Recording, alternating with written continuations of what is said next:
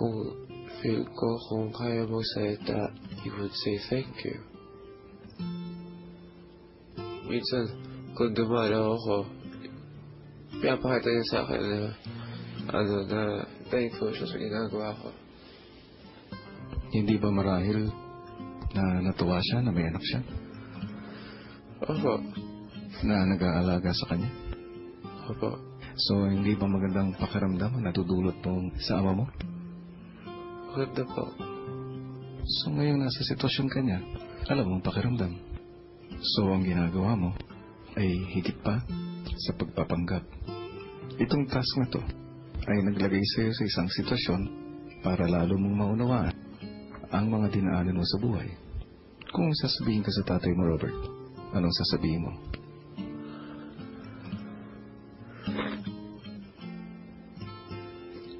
Ang sabi ko sa kanya is, sana, just be strong and yung tipong drink his message, kumain siya. At pagbalik ko sa Birmingham, I might be home soon. And, of course, magkakasama ulit kami. Nagpakabit yung daughter ko ng 24/7 sa England. Sa sobrang excitement nila,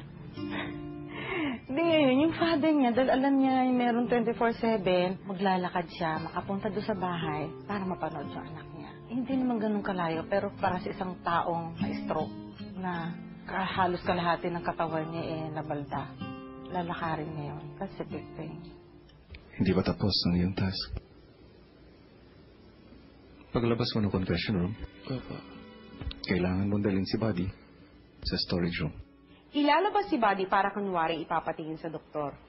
Isa lang ang masasabi ko sa task na ito. Career! Sorry, Robert. Pagkatapos ni Robert, inasikaso naman ni Kuya ang kalagayan ni Kian. Kailangan mo pa rin mag-wheelchair. Pwede na siguro. Pwede na maglakad? Oo, pero pag katapos yung mga task mo, pahinga ka pa rin, ha? Taas ng paa mo. Sunod naman kinausap ni Kuya si Nel para sa isang task. Paglabas mo ng confession room, Yes, Kuya. kailangan sabihin mo kay Robert dahil sa sakit niya na ilang araw na, kailangan natin siyang kunan ng dugo. Pwede po akong kumuha. Marunong po ako, Kuya. Sige. Di ba ang greatest fear ni Robert ay needles? Ano? Pinoy ako, Pinoy tayo. Yan na para sa mga housemates na may sakit. Surprise! Surprise! Para kay Wendy. Para sa may mga sakit. Robert. Para makarecover kayo, kailangan yung kumain. Ubusin niyo lahat within 1 hour. What? Oh, 1 oras lang ang time niyo para ubusin. Masarap. Oh, ube. Super sarap yan. Ubus. Gusto niyo help? We're very helpful. Hindi pwede. Kayo lang apat. So, kailangan 1 hour? Go, Wes! Go, guys. Oh, nagpapagaling ang ube. Ang bigat sa tiyan niyan. Go, guys. Eh, okay lang. Pwede ba isaw-saw sa sili yan? May go signal naman. Okay, go na. Dito na lang tayo. I've never had that. Yung mukha mo, parang, Hindi kasi pag tinitingnan ko parang ang dami. wag mo tingnan. Adi ka ba? Talaga? Bakit ayaw ba lang ka?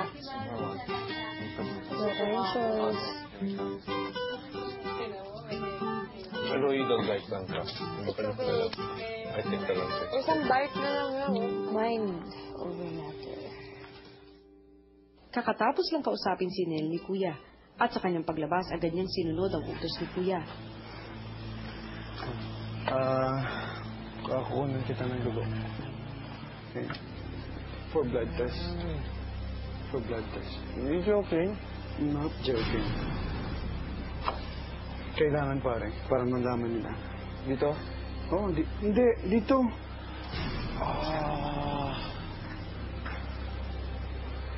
Para matest nila. Na? Yung blood mo, if you're okay, ilang days ka ng, May sakit. Pwede mo ba tusukin lang dito? Patuloy mo yung patuloy? Hindi yan pwede magka-clot yung... Hindi, ganun ginawa sa akin dati. Hindi nga, seryoso ako. Sagit na lang yun eh. Mas masakit yan kasi pinapa... Hindi. Bakit nasasakitan na dito? Sobra ka naman.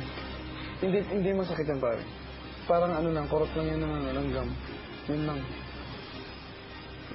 Palag nga ako, kaya niya ayoko, kaya niya ito yung pinaka-worst fear ko. Ang kulit mo naman, ikaw pa kukuha sa akin. Trust me! Can't you resist your fear? Sunod na sinali ni Kuya si Beatrice sa magiging task ni Nel. Napatingnan ko na si Buddy at alam ni Nel na kailangan ng kunan ng dugo si Robert. Ganyan kadami ang kailangan. Ganyan kadami. Mahalaga. Ganyan kadami ang dugo. Okay. Ang kailangan ni Robert. Ito lahat mo nun. Okay talaga? 5. 5 yung kukunin. 5 pupunin. Sabi niyo ba 5? Ayun. Saka fresh yung kita kukunan. Ito. Ang gagamitin, hindi ni Don.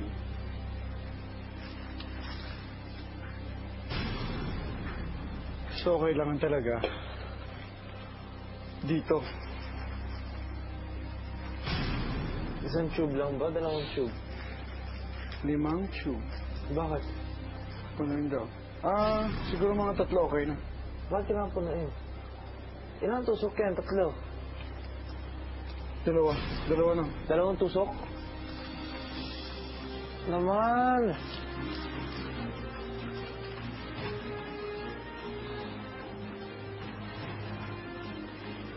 Kaya mo yan. Mamaya pag di pumayag. Si Bodhi naman pinapuntang muli sa storage room para sa isa pang katakam-takam na sorpresa. Ginatan. Perfect. Paano kung ayaw na namin kainin? Kailangan niyo daw kayo. Ayaw kainin. It's too much. Ngayon, we have to finish it. No, but we can ask. Baka ano siguro, baka mamaya. Tatanong ko. Since busog na sila, Papa. ikaw na lang uubos niyan. Ako lang po. Pwede mong i-share sa isang kasama mo. Okay. I'll finish it off. Ay, yeah, kayang-kaya niya ni Zeke. The Zik, the worm. Aba, mukhang excited pa si Zeke, ha? No, let's put it first somewhere. Pero may reaction tayo.